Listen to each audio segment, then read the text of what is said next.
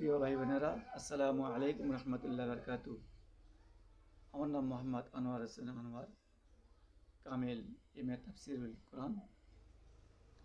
তো আমি খুব কষ্ট করে লেখাপড়া করেছি। ছোটোবেলা থেকেই আমি অসহায় গরিব পরিবারের সদস্য। নিজের ব্রেন খেটে বুদ্ধি খেটে আমি লেখাপড়া করেছি।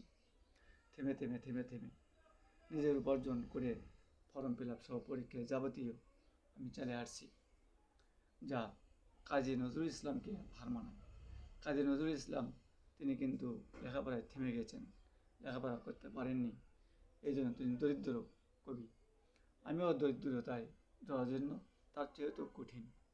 তারপরেও আমি থেমে হোক কষ্টে হোক আমি নিজের প্রচেষ্টায় আমি একটু করে এগিয়ে আমি কামিল এম.এ পর্যন্ত তাফসীরুল কোরআন থেকে লেখাপড়া করেছি এবং ফার্স্ট ক্লাস এম.এ পেয়েছি আপনাদের দোয়ায়, আপনাদের ভালোবাসায়।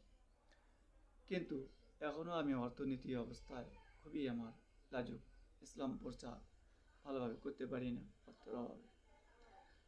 পৃথিবীতে এমন কোনো সহযোগিতা পাই নাই ভাই বোন, এমনকি বাংলাদেশেও না, অথচ আমি নাম্বারও দিয়েছি।